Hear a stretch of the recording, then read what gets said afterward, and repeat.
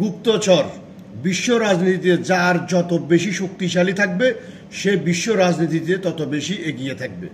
Israel যখন ইরানে হামলা করেছে তখন তাদের কাছে তাদের যে গুপ্তচর ছিল সে লক্ষ লক্ষ কোটি টাকার বিনিময়ে যেসব গুপ্তচর তারা এই গুপ্তচরের পিছনে তারা অর্থ ব্যয় করছে তারা সফল হয়েছে। কারণ হচ্ছে তারা ইরানের যে সমস্ত মাথা ছিল, বড় বড় মাথাগুলো ছিল বিভিন্ন পোস্টে, আইন শৃঙ্খলার বিভিন্ন ক্যাটাগরিতে যত বড় বড় লোকজন ছিল সবার ডাটা কালেকশন করে তারা কিন্তু একসাথে সবাইকে হত্যা করতে পারছে। হত্যা করতে পারার কারণেই কিন্তু ডোনাল্ড ট্রাম্প বলছিল যে ইরানের আয়াতুল্লাহ খোমেনিকে আত্মসমর্পণ করার জন্য তাদের যারা যুদ্ধ পরিচালনা করবে তাদেরকে যেহেতু হারিয়ে ফেলছে সম্ভবত তারা সফল হয়ে গেছে। কিন্তু যখন পরবর্তীতে ইরান যখন তার এই পরবর্তী যে লোকজন ছিল তাদেরকে নিয়ে এসে যখন হামলা শুরু করছে, হামলা করার পরে যখন তাদের এই ইসরায়েলের যখন এয়ার ডিফেন্সগুলো যখন একেবারে চুরমার হয়ে গেছে, হ্যাঁ, তখন কিন্তু তার সুর পাল্টে গেছে, এই আমেরিকার সুর পাল্টে গেছে। তখন তারা বলতেছে যে না, যে যুদ্ধের মোড় ঘুরতেছে। তখনই কিন্তু আপনার চীন, রাশিয়া তারা কিন্তু ইরানের পক্ষে অবস্থান নিয়েছে শক্তিশালীভাবে, কারণ তারা অবস্থান নিয়েছে ইরানের পক্ষে তাদের স্বার্থে।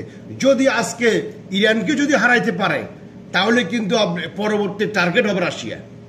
কারণ হচ্ছে ইউরোপের সাথে হামলা করার বা আমেরিকাতে হামলা করার মতো যোগ্যতা রাখে রাশিয়া, পরবর্তী টার্গেট হবে রাশিয়া, এর পরবর্তী টার্গেট হবে চীন। এরপরে আমেরিকা যখন ইরানের 3টা পারমাণবিক স্থাপনায় হামলা করছে, হামলা করার আগেই কিন্তু ইরান কিন্তু তাদের যে সমস্ত ম্যাটেরিয়াল ইউরেনিয়াম সহ যে সমস্ত ম্যাটেরিয়ালসগুলো ছিল সেগুলো তারা আগে সরাই ফেলছে, পরে হামলা করছে। এই হলো একটা। কাতারে হামলা করছে, তো কাতারে হামলা করার পরে কিন্তু কাতারে হামলা করার আগেই কিন্তু আমেরিকা কিন্তু কাতারে যে সমস্ত সরঞ্জাম তাদের ছিল লোকজন সহ সবগুলো আগেই সরাই ফেলছে। অর্থাৎ ইরান আগে বলছে আমি হামলা করতেছি, কাতার সরকারকে জানাই হামলা করছে। এরপরে আপনার ইরান আবার আপনার এই ইরাকের ঘাঁটি, আমেরিকান ঘাঁটিতে হামলা করছে। তো এখন এরপরে হামলা করার পরে আমেরিকা ডোনাল্ড ট্রাম্প বলতেছে যে এখন হিসাব কিতাব প্রায় অনেকটাই সমান, এখন এই যুদ্ধের ইতি টানার বা এটা নিয়ে সমাধানের একটা সুযোগ বা সময় এসে গেছে। তো এখানে আপনাকে বুঝতে হবে যে আমেরিকা শুধুমাত্র প্রথমে কিন্তু যে টার্গেট তারা যেটা করছিল সেটা যদি সফল হইতো, আত্মসমর্পণ যদি ইরান করতো তাহলে কিন্তু তারা সাকসেস। যখন সেটা হয় নাই, আমেরিকা কিন্তু তাদের সিস্টেম পাল্টাইছে, তাদের যে চিন্তা ভাবনা ছিল সেটা থেকে তারা বেরিয়ে চলে আসছে যে না, এখানে সাথে আর খেলা যাবে না।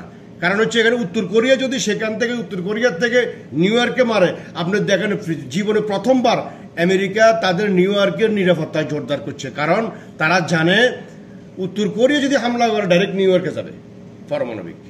তো উত্তর কোরিয়া যখন স্পষ্ট করছে যে আমরা আমাদের বন্ধুদের ছেড়ে যাই না, তখন আপনাকে বুঝতে হবে যে আমেরিকা নিজে ভয়াবহ পরিস্থিতির মধ্যে আছে। তার দেশের ভিতরেই কিন্তু তখন প্রচুর আন্দোলন শুরু হয়ে গেছে ডোনাল্ড ট্রাম্পের বিরুদ্ধে।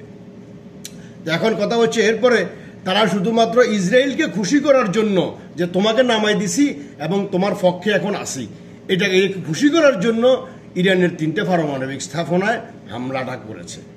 এবং ইরান পুরো পৃথিবীকে, পুরো আরব গালফে, পুরো মুসলিম 57টা দেশকে চোখে আঙ্গুল দিয়ে দেখিয়ে দিছে যে আমি পারি। এবং কি যদি আমরা 2-5 জন 10 জন যদি একসাথে হই, সিদ্ধান্ত নিই, আমরাও পারি। ইরান একাই সেটা করে দেখাই দিছে।